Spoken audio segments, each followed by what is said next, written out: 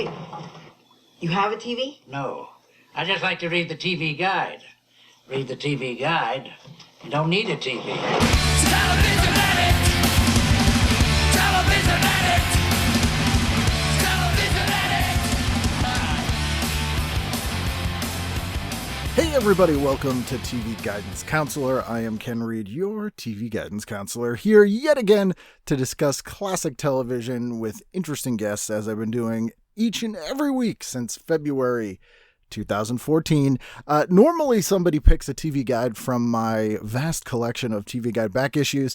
The last year plus, I've scanned that issue. I send them a PDF. We hop on a Zoom and discuss their choices to view that week. But sometimes we break that format. Sometimes I get an interesting person who has made television, worked in the business, has amazing stories, and we just kind of chat TV. And that is what we do this week with my guest, Stanley Livingston. Stanley is probably best known for his portrayal of Chip on My Three Sons for 12 seasons and 380 episodes.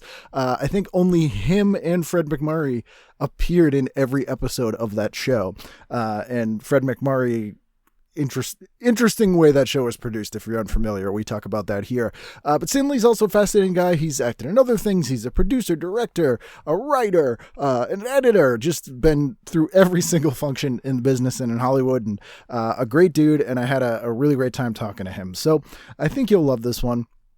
And it's somebody from the sort of 60s classic era of television, which I frankly don't have enough of on this show. So I'd like to talk to more people from that era. If you have people from that era or any era that you would like me to talk to, please email me at tvguidancecounselor@gmail.com or ken@icanread.com, and I will do my best to get them. Or you can message me on social media at tvguidance or at ken@wread. I'm easy to find. You can find me. Anyway. You'll love this one. So please sit back, relax, and enjoy this week's episode of TV Guidance Counselor with my guest, Stanley Livingston. TV is my friend, and it has been always there for me in time of need. Stanley Livingston, how are you, sir? Hey, how are you, Ken? I'm doing well. I'm very excited to talk to you today. I have so many questions. I don't even know where to start. But I was mostly intrigued, I guess, to start at the beginning, in that you were acting in television in the mid-50s was probably when? Mid-50s, yeah. About 1955, 56, somewhere in that area. And you're, 5-6 years old. Yeah. Right. And you did a lot of guest spots on Ozzy and Harriet, which was probably the biggest sitcom in television. Yeah. I did some work prior to that, but a lot of times you're uncredited if you're a child actor. I did a scene actually in Lassie where I drowned for John Provost, Timmy. Yes. There was an episode where he was coming on the show, and the original boy on the show had now become a teenager, young adult. And I think they wanted to put some new blood in the show. So they had this younger boy, and his mom moved to the ranch or farm or whatever that was, and he wasn't happy with it and ran away and fell off a bridge into a lake or something. And anyway, while he's out there flailing away waiting for Lassie to rescue him, well, that was me out there stuck in the mud. So that was one of my first jobs. And I was a fan of Lassie. Got to meet Tommy Rettig, and he had a cohort, Porky. Got Porky's autograph, and there was a couple other dogs worked on the show, so that was fun for me. And I got sent out. I really was getting my feet wet as an actor, so to speak, in fact, no literally, because I was a swimmer. That's how I got into show business. My mom sent me to a swim school in Hollywood. And the lady that ran it was very entrepreneurial, and she got magazines to come out and cover it. And, we put this little act together where we'd dive off high dives and ride cars and bicycles underwater. And she had a porthole cut in the side of her pool. It was about a 4-foot diameter piece of glass. And photographers could then see us underwater doing what we did best back then. And so a lot of Hollywood people gravitated towards the pool. It got a lot of publicity for their kids to learn how to swim. And there was an agent there. And her daughter was learning how to swim. And she saw me, and I was pretty rambunctious and I guess cute little blonde kid. And anyway, she thought I'd make a good candidate to be a child actor and kept after my mom. My mom finally relented, and, I went out on some things, but wasn't hired as an actor. I was basically hired as an extra and a stunt person for Lassie. But I did some of that work, and I ended up doing some extra work on Ozzy and Harriet. My first episode of Ozzy and Harriet, I was hired as an extra. And I don't know why. Ozzy either was watching me, when I was off screen, so I was pretty loud and, I wasn't afraid of anything, and came up to me after we shot it a couple of times and said, "Hey, could you say this line?" And I was like, okay, what's a line? He goes, "No, I'm going to tell you what to say. You just say it. When you hit this X right here on the ground, I want you to say what I just told you to say." And I was like, okay. So the storyline was he was selling Christmas trees in his backyard to make some extra money for Christmas. And the joke was, here's this forest, and what happens? A bunch of little kids come marching out of it. And,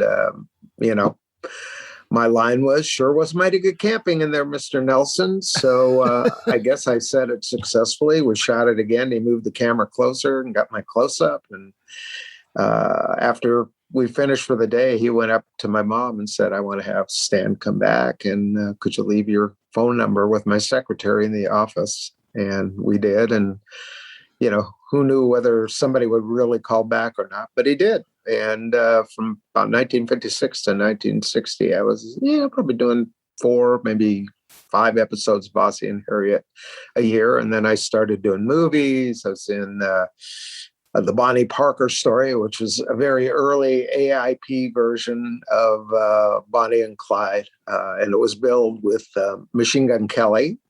That was the other AIP. So played in probably every drive-in in the United States.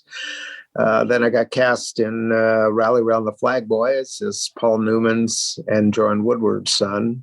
With your brother? And actually, my brother was hired too on that.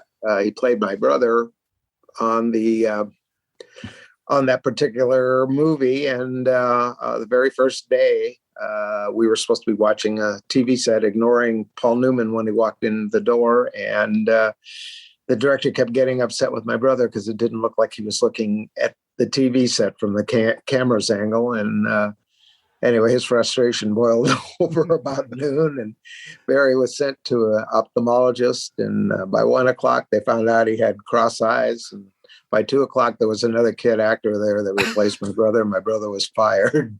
Tough lesson for Hollywood. He's still in one little short scene in the movie, though. He's upside down when with the pennies, with the pennies trying to shake. If you look carefully, that's actually Barry. It's not the other. I think his name was Ralph Osborne. I don't know if he's still around. I don't even know why I remember the kid's name. But so he was off to an auspicious start. And anyway, that was one of the early movies I did. And I went into another early movie, Please Don't Eat the Daisies, with Doris Day and David Niven. Was one of the 3 kids in that. Doris Day and David Niven are massive stars at this time. Huge. Yeah, they were like, the biggest stars back in 1950s, probably till about the mid 60s. Right. Actually, Doris. That's not a small movie. Like that's a no. Well, and neither was Paul Newman or Joanne Woodward. Yes. They probably were hitting their peak right at that moment in time, and I just happened to jump on their wave and lucked out and was in their movie. Was it evident to you as a kid that was as big as it was, or was it just kind of like you're a kid, you don't know the difference? Had no idea. He was just some guy to me, and that was probably good, because if you're starstruck, you probably don't make a good actor. It's just another guy I was acting with, and if he happened to be a big actor, so be it. I didn't find that out till later, but I'm happy to have that in my repertoire of films that I did early on, and they're played all the time. Turner Classic has kept those movies alive, especially Please Don't Eat the Daisies, and from time to time I see Rally Round the Flag Boys. Also, I happen to have Tuesday Weld in it. I think she's 14 years old now. She played our babysitter. So that was kind of cool, but I was too young to know who Tuesday Weld Too young was. to have a crush. At about 14, 15, I'd have probably been smitten. That was pre-Dobie Gillis, I think, Tuesday Weld. Yeah, probably, because this was about 1957, maybe end of 57, beginning of 58 was shot at. So that would have been 60 something, I think was Dobie Gillis. Maybe about 2-3 years before she actually hit her zenith. Right. It's amazing to me, because what did your parents do for work? My mom was a housewife. That was kind of what she did back then. A lot of women didn't work. They were kind of like of the Harriet Nelson mold, Right. Stayed home and baked cookies and made dinner and vacuum, put on a party dress and vacuum, like Pearls. Like Beaver Cleaver's mom, June. My mom didn't put pearls on, and she wasn't dressed up in a party dress. Or she I assure you. And my dad had a furniture business. They had come out to California in 1948. There it was the Golden State, and my dad was involved with he had a brother that already migrated to California. And anyway, he kind of joined that business at the beginning when they first got out here to have something to do. And, they were all excited to come to California. They'd heard about it, made the ride, and I think they arrived about at midnight one night and immediately drove to the corners of Hollywood and Vine. Something they'd heard about all their life. It's kind of like going to Times Square if you're going to New York. Right. And my dad went in. There was an Owl Rexall drugstore there, and he went in and I think he ordered something, but they gave him a glass of water and he took a sip, and spit it out on the counter. He said it was the worst tasting water he ever tasted in his life. So that was his first 10 minutes in Hollywood. Where did they come from? Well, my dad came from Baltimore. My mom was from a town called Beaver Falls, which is about 50 miles. I think it's northeast of Pittsburgh. Mm-hmm. And she went to Baltimore during the war years and met my dad in the family business that my grandfather had. I don't want to say I guess she inherited it. It was burlesque theaters in Baltimore during the war years and a little bit before. So they were on the shady side. Coming from Boston, I'm very familiar. Okay, so then you've heard of the block in Baltimore. Yep. Yeah, so that, it was sleazy and, there were a lot of burlesque theaters, smaller ones. There was the legitimate ones owned by the Minskys. And, a lot of them had big acts, that eventually came to TV, the Three Stooges, Jack Benny, all Abbott and Costello, all the comics that, eventually a few years later were in the early days of TV. And anyway, my grandfather owned the Globe and the Clover. And they ran movies. And then later in the evening, they had burlesque shows. And my mom came to Baltimore to see what life held for her. And she was a knockout. And my dad, who was actually going to NYU prior to that to become a psychiatrist, was summoned home because his dad got ill and they needed help running the theater. And the other two sons refused. One of them was his a little bit older brother, and he was in New York and had become an attorney. And then there was another older brother who became a doctor. In fact, there's a wing at the Johns Hopkins Hospital named after him. He was one of the early pioneers of treatments for epilepsy, Samuel Livingston. So my dad came back and got sucked into this tawdry business. But I guess the side benefit was girls, girls, girls. And my dad caught a load of my mom, who got hired at the theater as a dancer. And she saw him, my dad, when he was young, to give him his due, he looked kind of like a cross between Jude Law, especially younger, and then later kind of William Holden. So he was a pretty good looking guy. Yeah. And he had plenty of girlfriends, but he saw my mom and that was it. And anyway, they were there till about 47. And they actually came to Los Angeles once, but then returned back. And then 48, they came out for good. I think they were married by then. I came along in 1950. Because I wondered, you seem to have a very grounded sort of normal life as far as being a kid goes that were sort of driven by your parents. Like they had you go to sort of a normal school later, you had to do your chores and all that stuff. And I wondered if they, what they were doing in Los Angeles, if they weren't showbiz people. But it's funny, we go back that one layer and there it is. Well, I'm working on a script on it because it's pretty funny. My parents' life would be as if Ozzy and Harriet, you never knew really what they did, but it turned out they own a burlesque theater. It's very John Waters. Yeah, it would have been, shocking and scandalous, that they did that, had that as their source of income. But that's pretty much how it was. And at the end of the war years, after World War II, the business started to dry up. TV was coming in. The writing was on the wall to get out.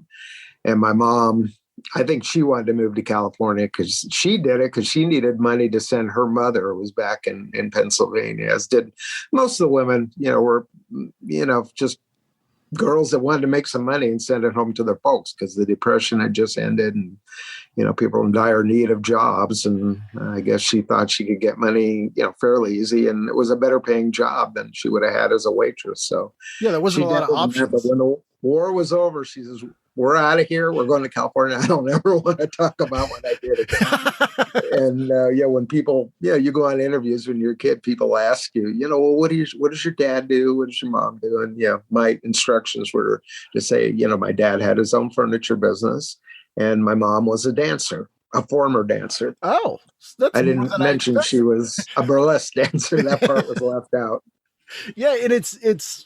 We'll get to more in your career in a moment, but from the early days of television, to set the scene, one of the things I talk about on this show a lot is how television really killed those burlesque and vaudeville houses, because you had people who were doing the same act for decades. They did one thing, and they could travel all around the country and make great money doing that one thing.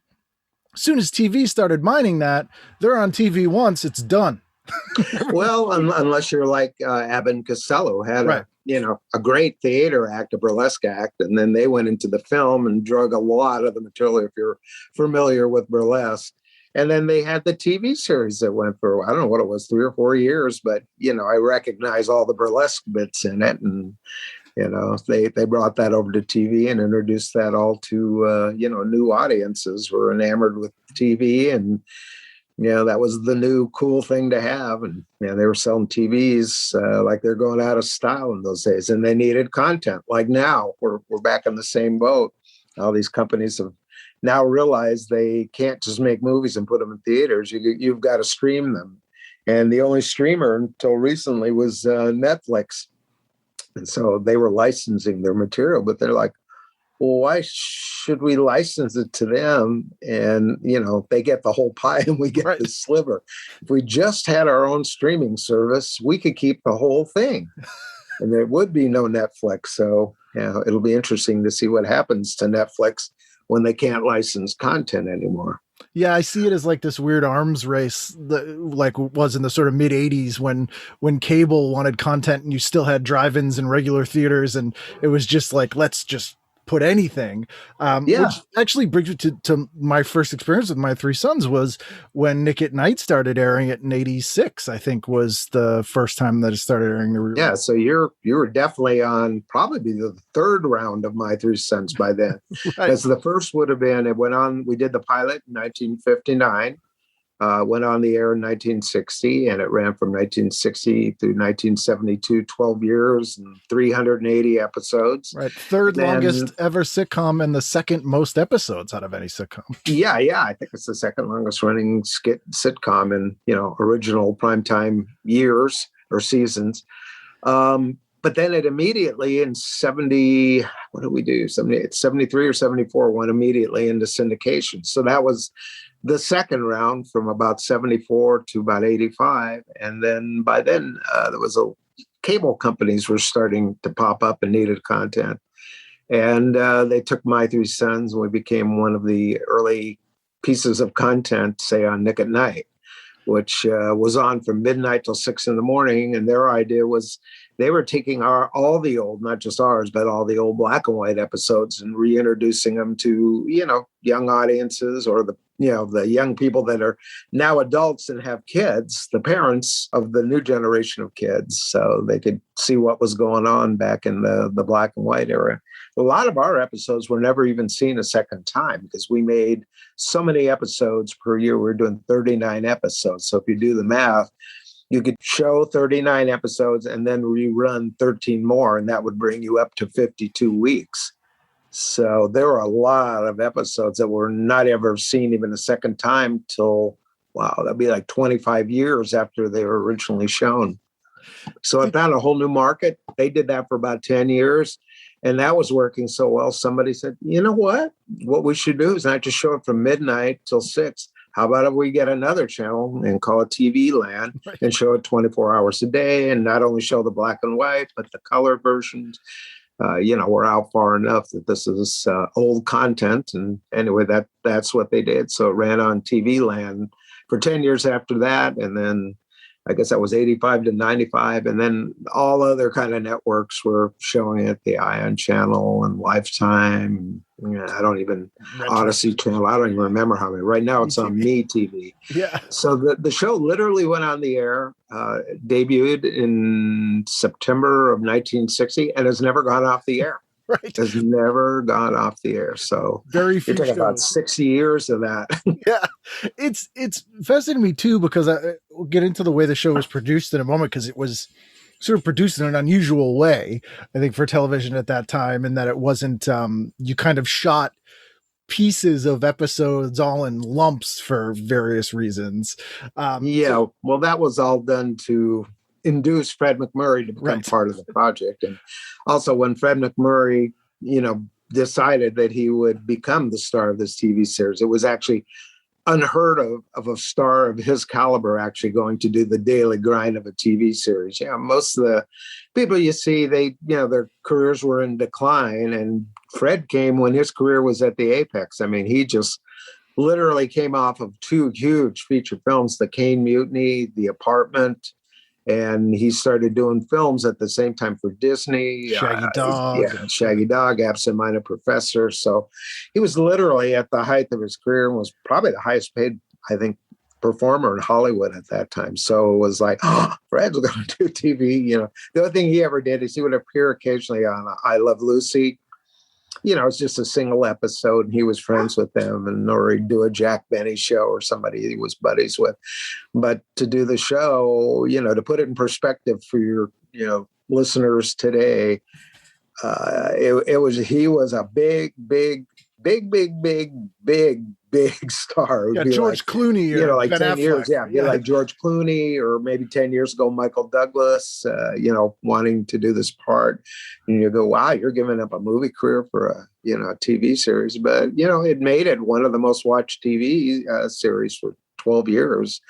And the networks were beside themselves that they had captured this big star to star in a TV. So the show in its entire 12 years was handled with kid gloves, at first by ABC, who had it for 5 years, and then CBS. So, we'd always have literally the heads of the network come down, Bill Paley or whoever was, running the network, in addition to presidents and other golfing buddies he had, Ronald Reagan, and just like, the top of the industry. Yeah. So it was nice to be on a show like that, because we were treated very well, and, we had a great time, and it turned out it was a great cast. Like I said, they had nabbed Fred McMurray, luring him into the show, promising him that he would be able to work. He'd work from 8 till 6. I think that was the original arrangement. And then a couple of years in, it got cut back till 5 o'clock. And he would work for probably 2 months. And not to say he didn't work, because he was in every single scene every single day that he was there. And then he would go away for the summer for 3 months and, go have fun with his kids and his wife. And us trolls were like toiling down in the mines while he was gone. And we would catch up on all the close-ups they didn't pick up the day he was there, or we would shoot scenes up to the point where he would walk in and then cut. And then when he would come back at the end of the year for a couple more months, and we'd finish out all 39 episodes.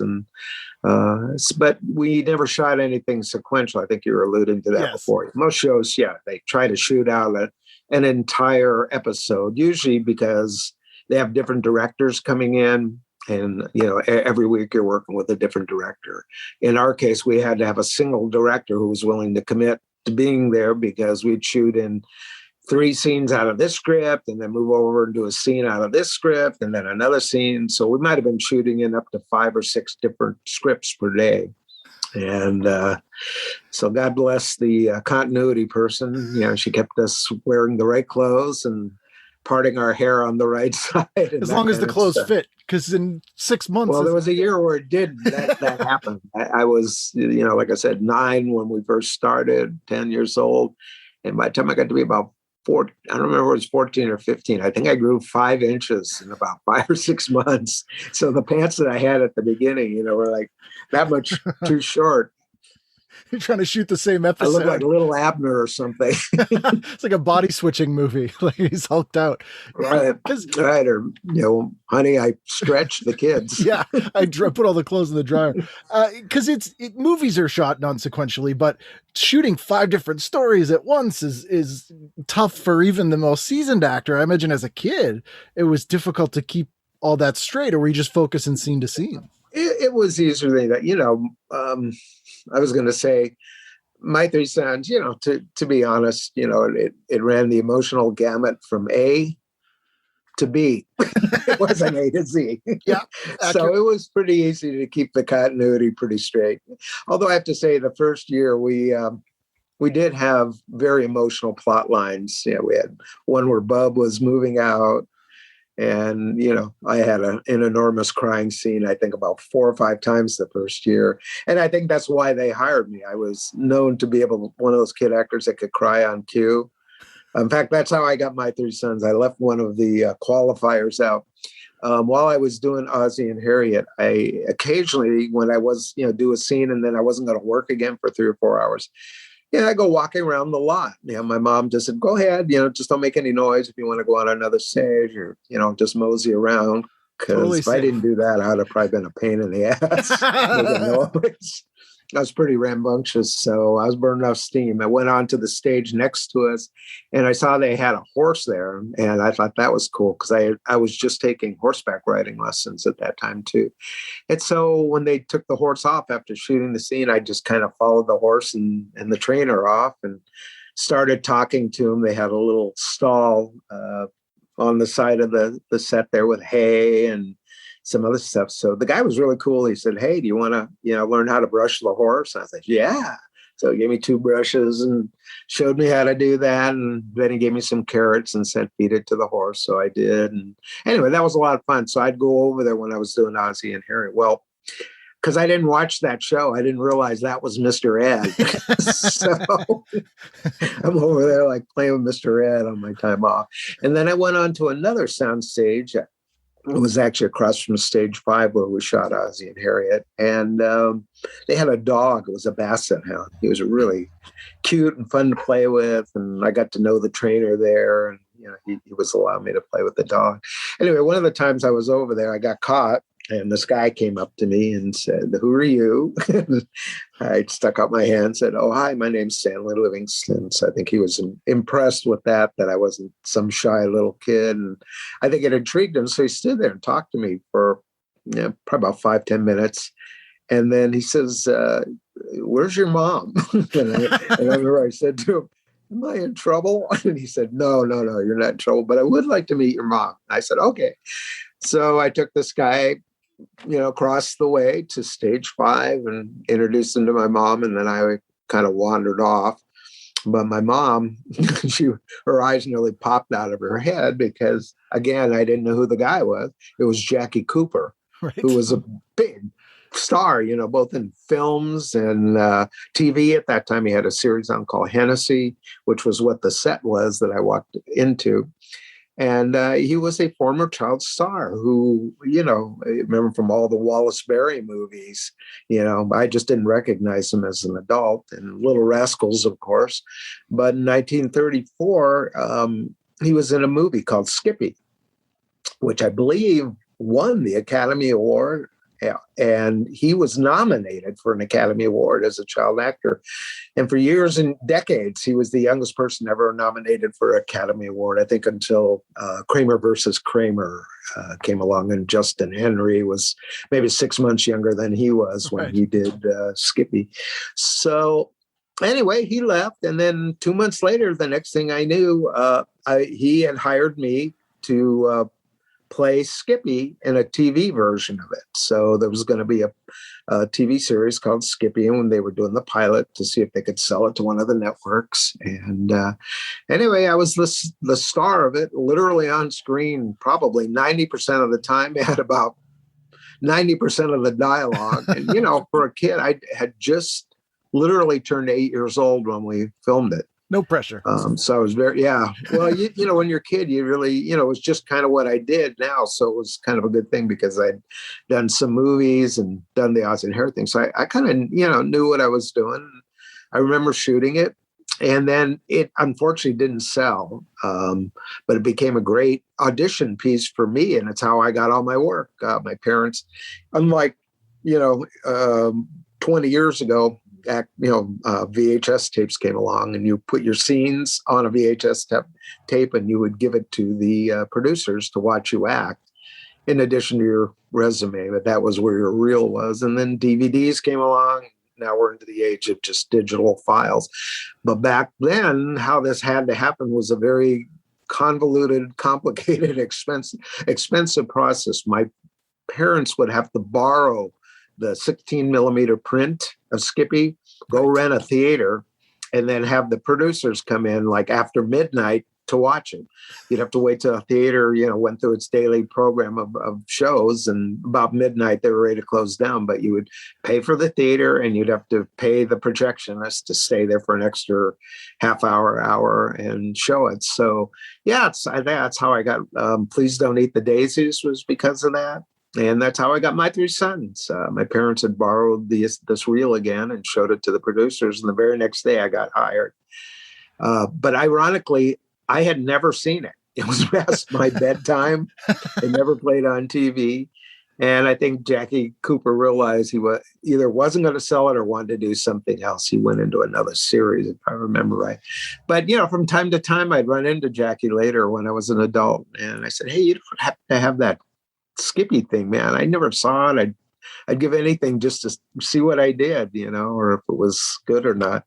And so he invited me over to his house. We went through his, I think the first time his garage, where he had a lot of prints out there from different shows, and we couldn't find it. And then it might have been 3 or 4 years later, I ran into him again. He said, why don't you come back over? He goes, I found stuff in the attic too. So went up there and we rummaged through and just couldn't find it. So I just figured, well, the fates just don't want me to know what I did. But it must have been good because I got all this work. But, it's just kind of a letdown. You've never seen it? Never saw it. So what happened was about 2 years ago, I got a person on Facebook contacted me, and I recognized the name and knew who it was. So I Facebooked him back and I said, could you go to my website? There's a thing you can click on there and send me your phone number. And so I called him, and he was the guy that was in Skippy, played my best friend. He was an actor named Jay Potter. And, he worked as a young actor for a while and then got out of it and became like a tennis pro and tennis instructor. So we talked about the experience in Jackie. And I said, hey, did you ever get to see Skippy? He goes, oh, yeah, I saw it a lot of times. I go, well, how did you get to see it? He goes, well, I have a copy of it. I'm like, I never got a copy. So he said, well, where do you live? And, I told him, and I said, well, where do you live? And he's up by San Francisco. And so he said, well, you know what? I come down to your area, Palm Springs. And he said, why don't I bring you with me? We get together and watch it together. That'd be fun. So came down, we had lunch, came back here, watched it, and finally saw, the show. And I was like, well, yeah, now I know I was getting hired. I mean, not to toot my own horn, but it was really cute. And, I turned in I think a stellar performance for a kid actor. So it was nice, and he had it on a DVD, and I'm like, how did this thing get on a DVD though? That's, you must have turned this into a DVD at some point. He goes, yeah, I think it was probably about 10 years ago. So I said, listen, I have a company and we have like a DVD. I said, would you mind if I at least make one copy of this? He goes, no. So I went in, made like, I think 20 copies. I gave him 10 and me 10. And anyway, so at least I had a copy. And then before he left, he presented me with this box. And I knew what it was immediately. It was like an old 50s style film box for transporting film and mailing it. So it was the pilot. So I guess his mom had borrowed it from Jackie Cooper, didn't return it. And I guess Jackie forgot. And but anyway, he said, I want you to have this. You were the star of it. You should have it. So he gave it to me. And anyway, it's one of my prized possessions. And anyway, I opened it because I thought, well, maybe I can make a better print than the DVD. But as soon as I opened the box, I knew it was all over with. It smelled like vinegar, which is the sign of rotting film. So I just carefully closed it, sealed it back up, and I figured, well, at least it's there. An amazing tool for me in that era to have access to that, to get other work. Parents going that extra mile to rent theaters and pay people and doing what they could do to promote me. In fact, right at the time I got hired from my two sons, they were making a movie of Huckleberry Finn. And I think Eddie Hodges eventually started, but they were after me to do that movie because they had seen that film too. They just hadn't got back to us. And my parents were like, what do we do? And they went to my agent and she goes, oh my God, this is a big movie. And, I don't know whether you should do the movie or a TV series with Fred McMurray. And I think my agent consulted with another more seasoned agent. She said, take the series. And anyway, from a business standpoint and from a career standpoint, that was probably the right thing to do. And, looking backwards, I think that Huckleberry Finn, for whatever reason, didn't succeed, but that would have been my ultimate dream, would have been to be Huck Finn. Right. That kind of was me in real life. I was the kid that would build rafts and go out, in the water. Fortunately, I could swim, so I wasn't going to drown. But yeah, if I could have done that with my life, I'd probably rather, floated down the Mississippi or Missouri River than be on my three sons. But it's interesting because, Fred McMurray aside, to your point, it was sort of earth shattering for this guy to take a TV series at the height of his film career. But when you're just coming up, it's not this way now, but they would say to you, do you want to be a film actor or a TV actor? You kind of have to pick. It's kind of like, well, back then you were either trying to be a film actor or a TV actor. And, I kind of had a mixed bag where I was segueing from TV and, because I was a kid, I could probably get away with it. But for adults, if you could get a career going as a film actor, that was, the upper echelon of the business. And TV was sort of like what you did when your career failed. Right. So you're coming up, except for Fred McMurray in his instance, he brought TV up, I think, a level by being there. Just made people want to watch TV all the more. And because he opened that door, there were a lot of other, big actors who said, well, hey, if Fred McMurray can do it, I'll do it. Right. So they started getting people like Henry Fonda and John Forsythe. Doris Day later.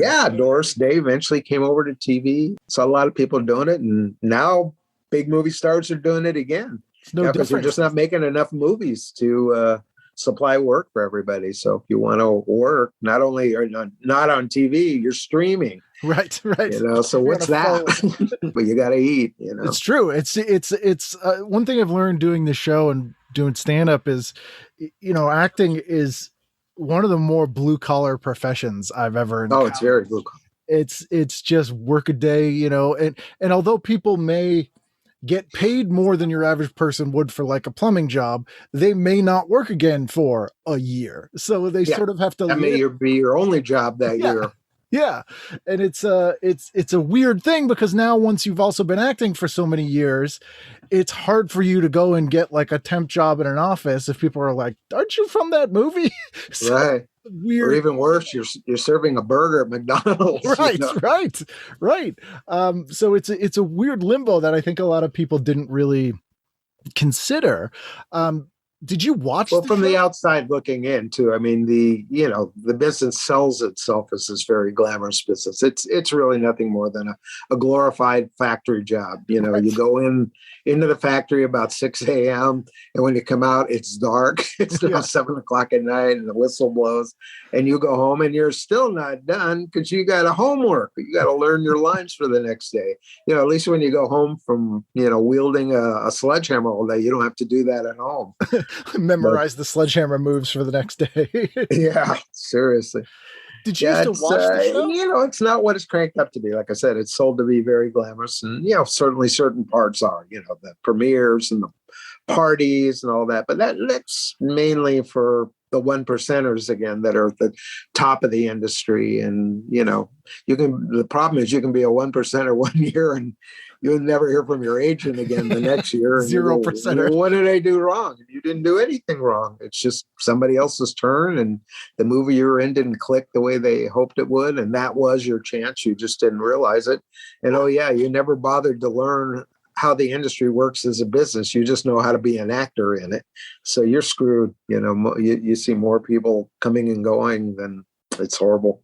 Yeah, it truly is people getting chewed up and spit out. And you were sort of smart enough and precocious enough, it sounds like, that you sort of learned all the behind the scenes. So I think you started a production company when you were like 18. Yeah. When I was about 16, 17, I got interested in the mechanics of production. So I learned, production skills, learned everything I could about cameras. And who better to teach you than these old time camera guys who, worked on Academy Award winning movies. And, they were doing the same thing the actors were doing. They were in the decline of their career and, their golden years had passed. They take work just because they didn't want to sit at home on TV shows. I had great camera people teach me everything about cameras and lenses and film emulsions. And the editors were the same way. I'd go up there and bug them. They'd put me on a moviola and then let me cut something and, kind of critique it and say, no, here's what you have to do. You have to have the sound come in a little bit before the picture so it smooths out the edit. Otherwise, it makes it very jarring to the viewer. So, they taught me all these techniques they knew. And then, with the production guys, I learned how to put a production board together, schedule it, make sure the actors were available and ones that weren't, or a set, all kinds of things that can screw up, a production if you haven't, provided for it in advance and know what you're going to do. It's like mapping out a chess game before you play it. All possibilities. Yeah. And I was intrigued by that. And I like the idea that, when I'm an actor, I'm totally relying on my agent calling and the phone to ring. And, I used to dress up in like voodoo gear and will the phone to ring so I go out on an interview. And most of the time that didn't work.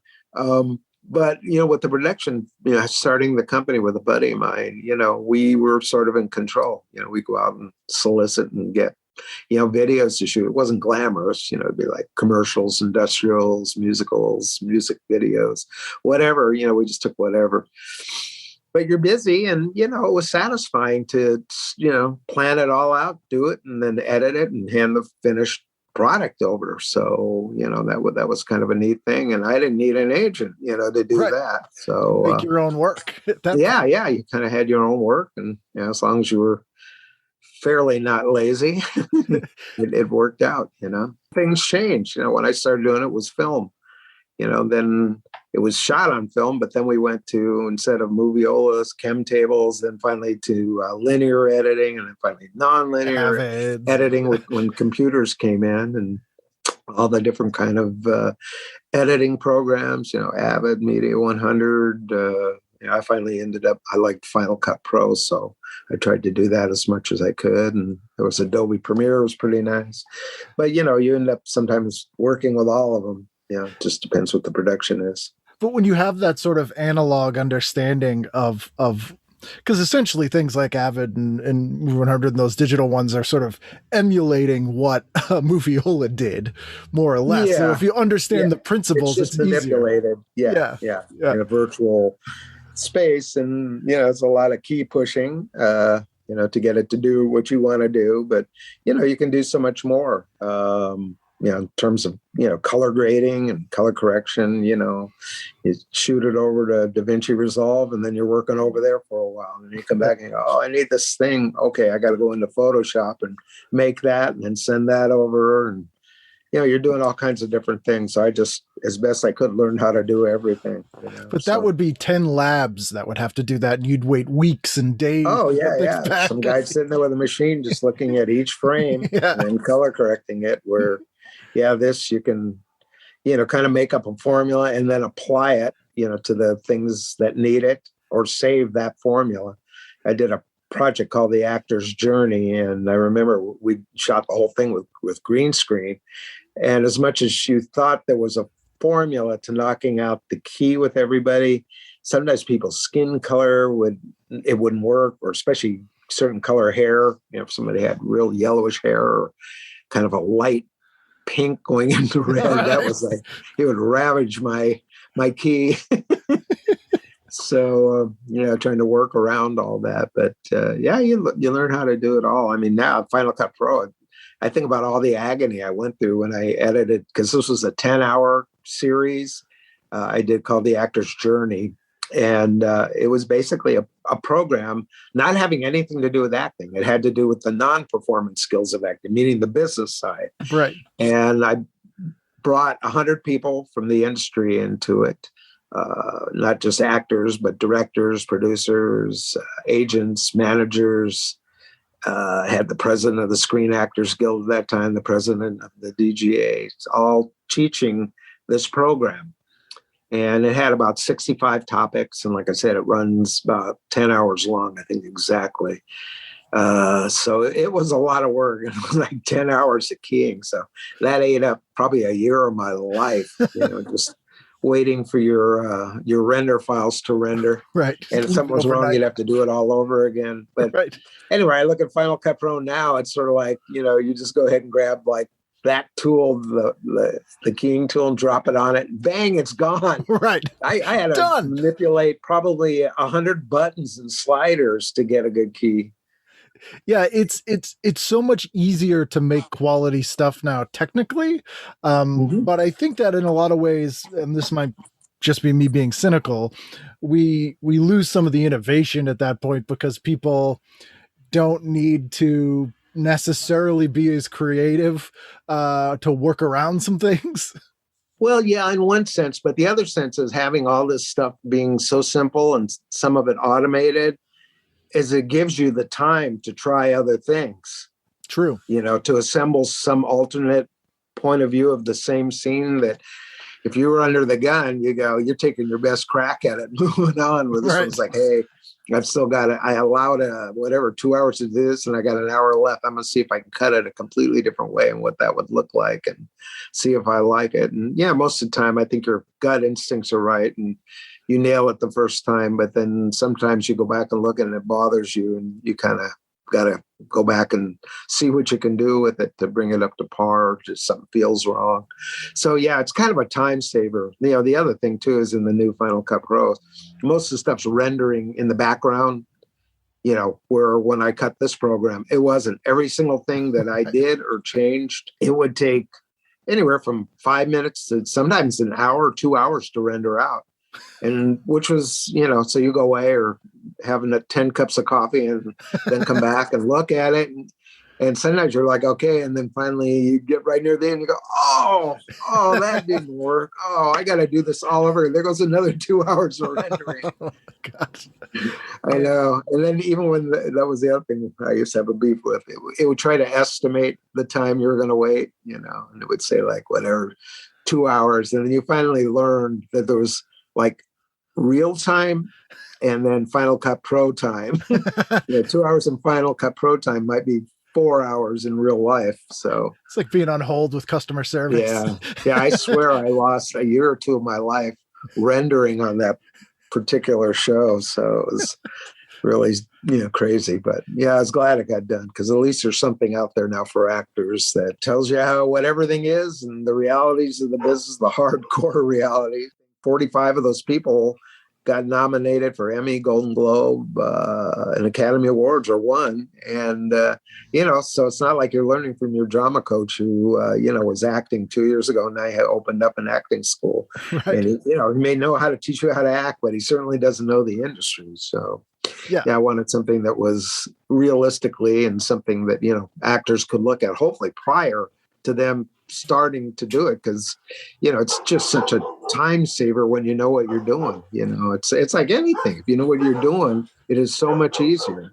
And even that being said, the industry isn't easy when you know what you're doing. To know nothing is just like ludicrous, like opening a restaurant and you haven't even taken a cooking class yet. Did you write the movie The Aftermath? I did originally. Okay. A buddy, I wrote it with a friend of mine, Steve Barcat.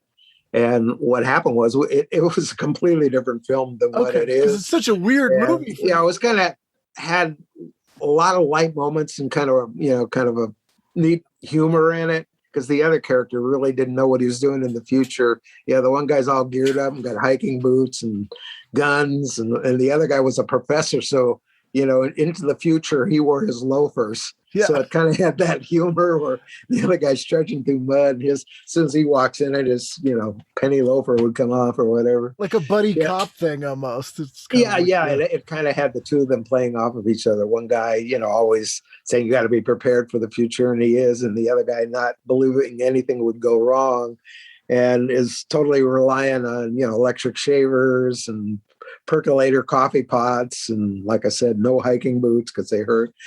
And anyway, we almost had it funded. Well, we did have it funded. And then the company that we had backed out. They started having problems. They were, I think, a distribution company. And they also, in those days, people used to copy films, and you could buy, like Black Hawk or some of the other ones. You would buy prints and films that you liked, because video hadn't quite come along yet. Right. So they were involved in that. I think it's called United Films. They're out of Oklahoma, but they put up the money for the thing. And, but it ended up, they decided to back out of it, which put us back to square one. And I had a project coming up, so I had to leave. And then Steve, my partner, decided, you know what, I could probably do this for a lot less money if I rewrite it, cut some other characters out. And I kind of helped him with that as best I could. But what ended up, I would say the storyline was Steve and I, and the script was probably about 80% Steve. There was, we disagree all the time, and Steve and I have always gotten along great. There's a lot of people I know that don't have problems with Steve. He's kind of crazy guy, a wild and crazy guy. But I love him.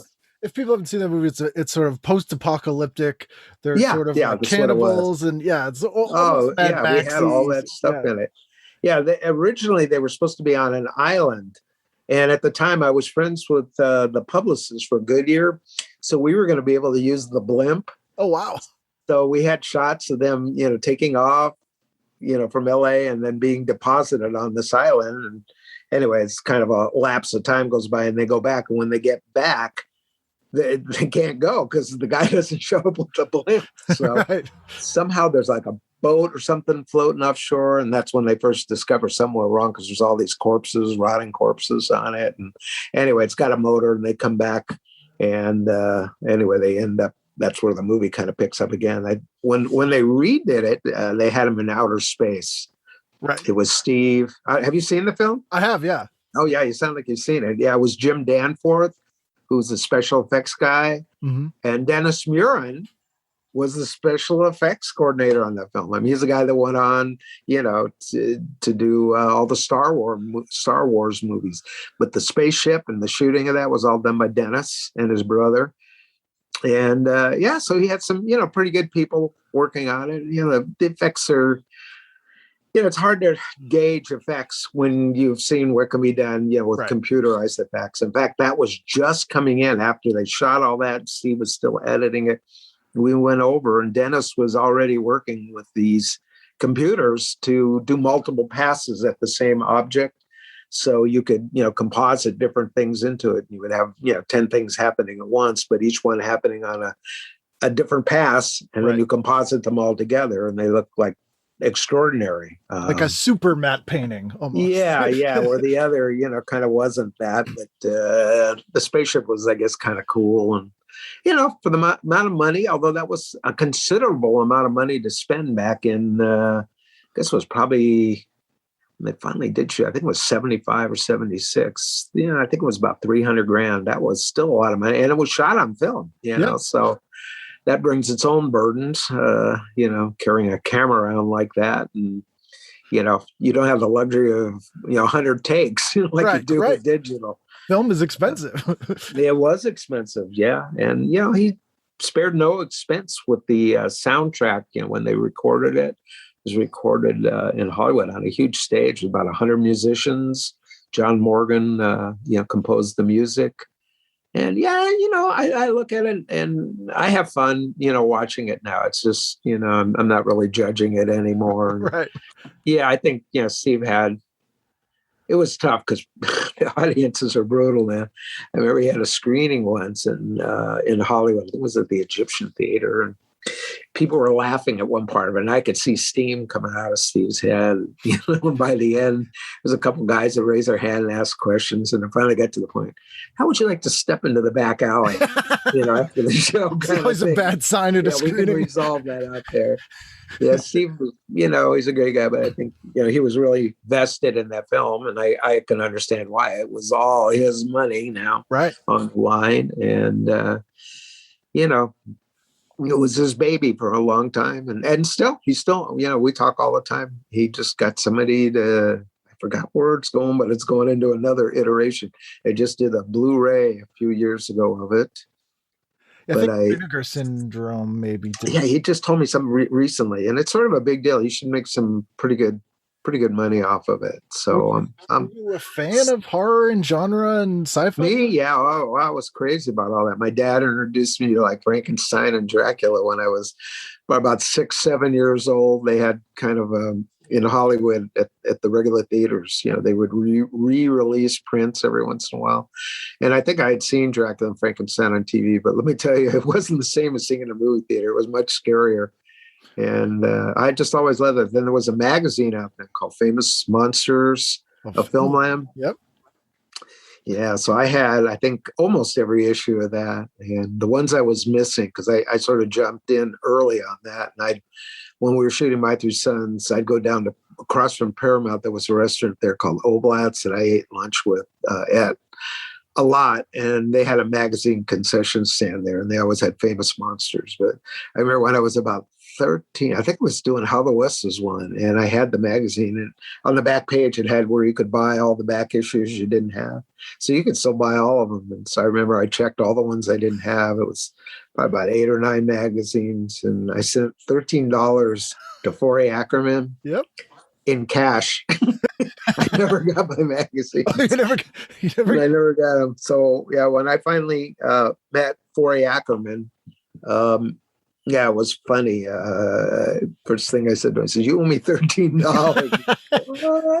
I said, "Yeah, I sent in for those first issues back in 1963 or 64. I never got them. I put $13.26 and change in that envelope, and never got my magazines." Anyway, we had a good laugh over that. Did you go to the Acker Mansion?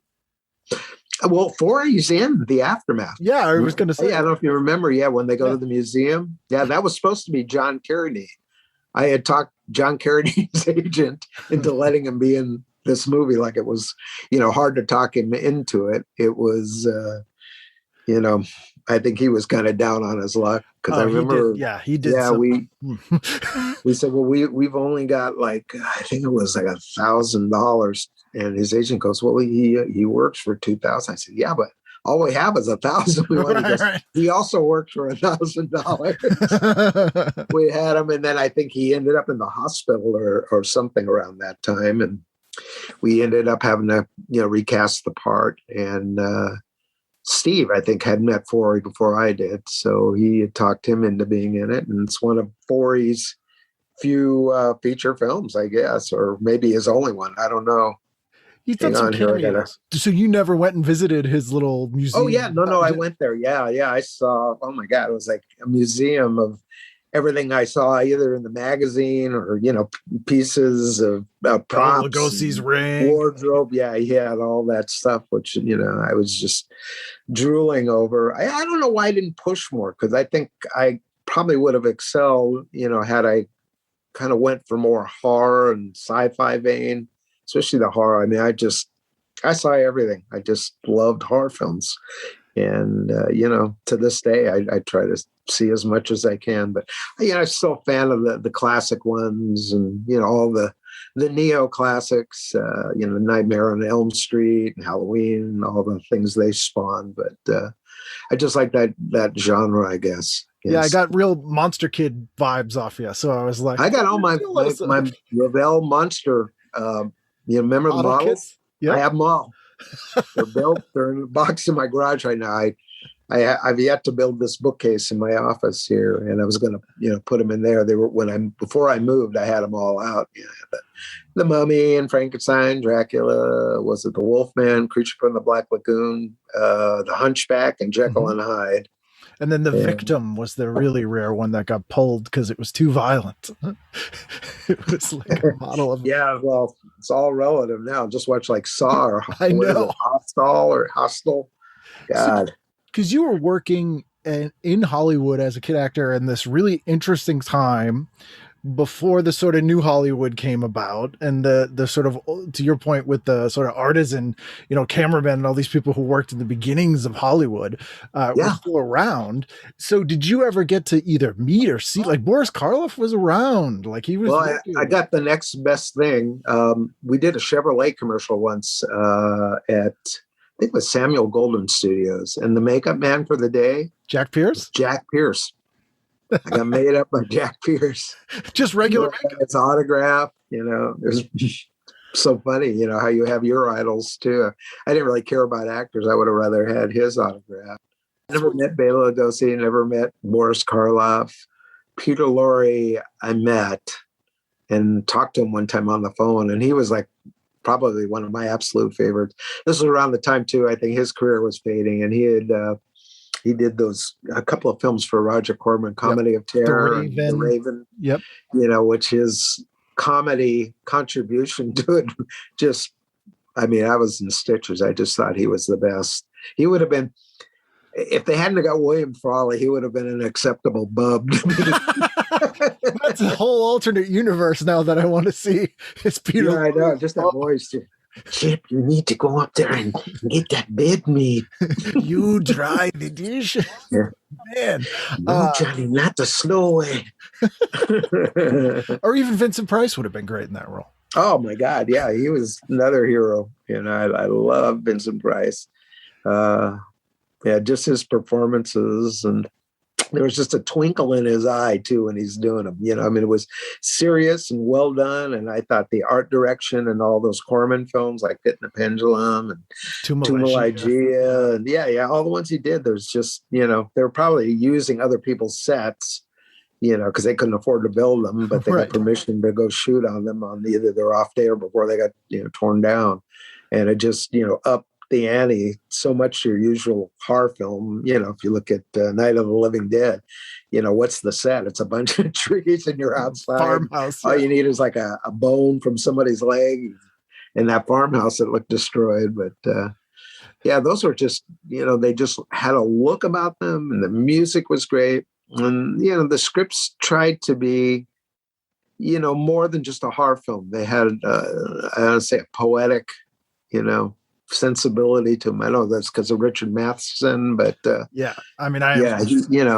you have somebody that really knows what they're doing and is a classy writer or was capable of comedy, because I think he wrote Comedy of Terrors too, but obviously was familiar with Shakespeare, but it just was funny, and the dialogue was so lofty, in a film like that, just the way Rathbone would talk to Vincent Price in this eloquent vernacular, and Vincent Price kind of doing, it was like a duel almost, a duel of wits. Yeah. Where in the other films, it's like a duel of dunces. Yes. The other movie that I love and I'm fascinated with is you're in Paul Bartel's Private Parts. Yeah, yeah, which is, I think, his first feature. I think he had yeah. It done was some his first underground feature. stuff like Secret Cinema Yeah, I think earlier. he had done a short before that, and that got the attention of Corman, although it was Roger Corman's brother. It was Gene Corman. And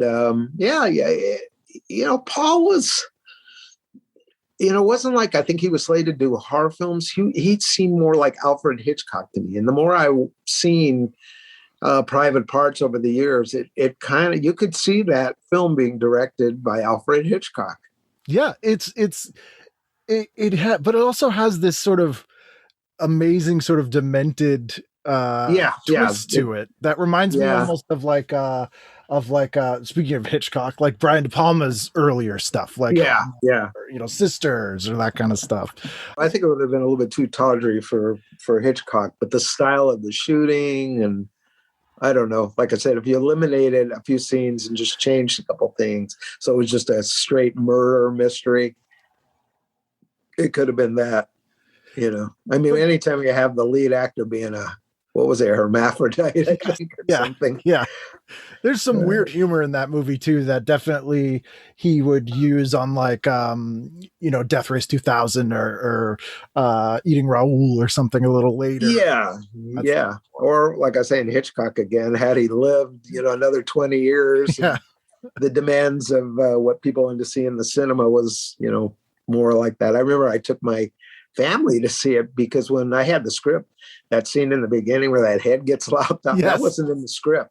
And I think what happened was the distributor looked and says, you got to punch this up and need something right at the beginning, that you don't expect's coming. And you're like, oh my God. And it was literally something you never saw in film before. You never saw, the beheading would always be a shadow on the wall or like they were a cutaway and you hear a plop or something.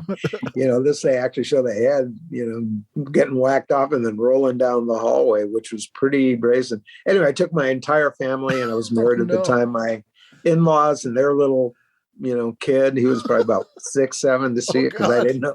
I remember I slunk into my seat after that scene, and then it just, the way it played out graphically, with the main guy, it, like I said, was a lot more lurid than when you read it, than when you see it, him injecting blood. And, to those dolls. That was kind of weird. But, basically what happened was it got released in New York. It got a rave review by Judith Crist.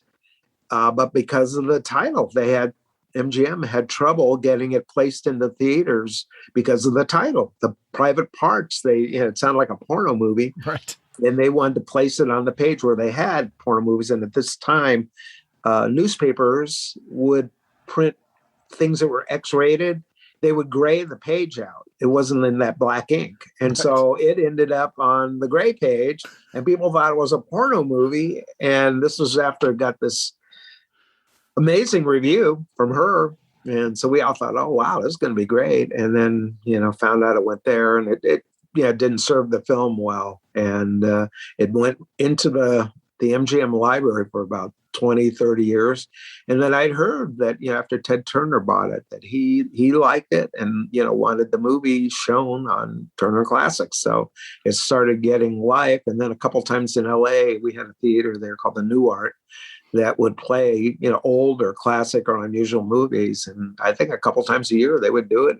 And, they would sell out. They'd have a line around the block to see this movie.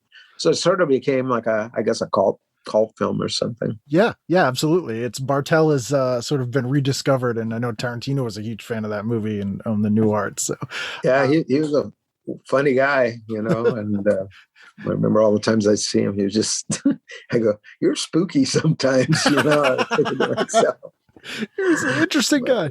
Yeah. To wrap up, is there anything you worked on either in front of the camera or behind the camera that you feel like people may not have seen that they should, or something you're really proud of that you would recommend that people seek out? Well, hopefully that'll be to be. I had a couple things in the works the last couple of years that are sitting there. I don't know what's going to happen. Every time we think it's a good time to start it again, then it's sort of like phase 2 of COVID comes and Now phase 3, I just recontacted some of the people I used to raise money, and it's like, I called them back and said, hold off again. I don't know where this is going, So yeah, I've got a sitcom that's pretty funny. But yeah, I would say besides My Three Sons, I don't care what I work on. Probably that actor's journey thing is the thing I'm most proud of. Like I said, it just seemed to be something needed by the industry, and the industry wasn't producing it. And these colleges and universities weren't really teaching this, and it's critical, for people who want to have that career trajectory as an actor. Yeah, you need to go off and learn all your skills to be either a TV or stage actor or both. But at the same time, you need to know what the realities of the business are, and how to navigate in that. Where can people find that? Well, we had it up. We were selling it as a DVD product. And basically, when I moved, I had to pull the website down. I just couldn't deal with it anymore. Anyway, we finally just transcoded everything into digital. And hopefully within a couple months, we'll have it up. We had a website called theactorsjourney.com. But yeah, once we get that up, then, people can go there and they can either watch clips, segments, or they can watch, we had 8 volumes, or you can watch a volume, or you can watch the whole thing, or do it by doing a subscription type of thing. So, oh, cool. Once that's up, I'll blast that out to all my listeners. Yeah. I could contact you and let you know when that's going on. Cool. Yeah. Awesome. Well, thank you so much. It's been great talking to you. And it's a lot of fun reminiscing, and yeah, it's funny that you knew the aftermath. I like that. Oh yeah, no, that's my horror. Yeah, it's a fun film. Yeah, Steve did another film. I don't know if you ever saw that. What Empire movie? Of the Dark. I've heard of it, but not been able to ever find a copy. Oh, really? Let me find out what's happening, and I'll email it if I can find something. Nice. Oh, that'd be awesome. It's good in a way. It's kind of more devil worshipping, but same thing. It's got mutants and demons and a lot of sword magic play. Words. Yeah, really. I think Steve wanted to be Sinbad or something. But and then did you ever get those back issues of Famous Monsters? Because I could probably hook hook you up if you know which ones you need. I don't even have the ones I had anymore. My mom took care of that. She took care of that, my baseball cards and my marbles. That's what moms do. Yeah, take care of that. It's like, you're not going to need these. You'll be interested in girls next. You don't need marbles. Right. But then after that, I will be again. Yeah. Right. When I get over that phase. It's back to monsters. Well, thank you so much. It's been great talking to you. Thank you. We'll do it again.